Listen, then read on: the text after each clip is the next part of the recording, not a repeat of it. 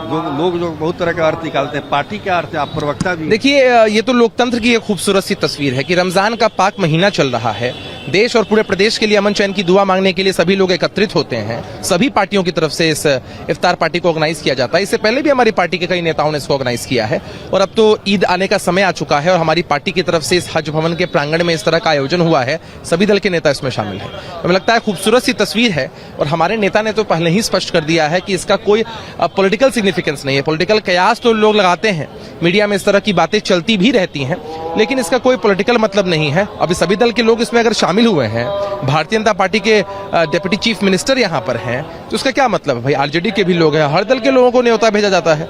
तो पॉलिटिकल कयास लगाने की कहीं से आवश्यकता नहीं है।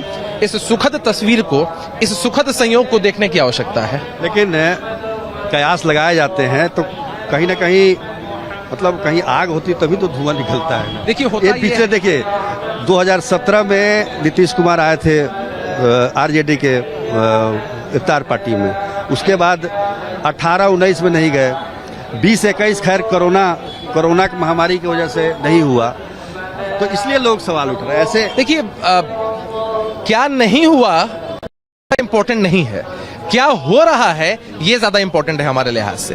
कोविड का दौर था, कोविड के दौर के बाद लोगों का मिलने जुलने का सिलसिला शुरू हुआ है, काफी लंबा समय भी बीता है। तो अब अगर ये सुखद संयोग सामने आया है तो हम सभी लोगों के लिए ये ज्यादा इंपॉर्टेंट है कि अगर सभी लोग एकत्रित होकर मिल रहे हैं, बातचीत कर रहे हैं और इस पर्व को एक साथ मना रहे हैं, इसके एसेंस को महसूस कर रहे हैं, यही ज्यादा इंपॉर्टेंट है हम सबके लिए। लेकिन अभिषेक जी, एक बात बताइए, आरजेडी की तरफ से तो ऑफर भी आ गया है आपको, सशक्त ऑफर कि आप विलय हो जाइए, ये मुख्यमंत्री पद छोड़ दें, तब आप आ सकते। यूं तो अभी जिस प्रांगण में हम लोग खड़े हैं, पॉलिटिकल चर्चाएं उचित नहीं है, लेकिन उस पर तो हम लोगों ने अपनी प्रतिक्रिया दी ही है कि बेचारे जगदा बाबू अभी बहुत ही दयनीय स्थिति में हैं।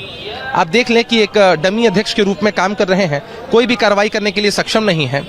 समाजवाद का नारा देते थे, आज परिवारवाद के सामने नतमस्तक हैं और परिवार के सामने नतमस्तक है तो जाहिर सी बात है कि फ्रस्ट्रेशन में कई बार इंसान अनाप शनाप कह ही देता है। तो ये अनाप शनाप उनको मुबारक, उनको समझना चाहिए कोई उनके पास आवेदन लेके थोड़े ही गया है। तो चीजों का आकलन वो अपने हिसाब से कर सकते हैं, वरिष्ठ हैं, लेकिन हमें लगता है कि ये पॉलिटिकल दिवालियेपन का उन्होंने उदाहरण प्रस्तुत किया है। जी जी हम ये कह रहे हैं कि ठीक है, लेकिन आप आवेदन लेकर नहीं गए, लेकिन एक रिश्ता जो बनता है उसमें बीच में ही जगदा बाबू का बयान जो है एक कांटे की तरह काम कर रहा है। देखिए, राजनीतिक रिश्ता हमारा नहीं है उनके साथ, जो पारिवारिक संबंध नहीं, हम मजबूती के साथ एनडीए में हैं, तो फिर सवाल ही कहाँ उठता है।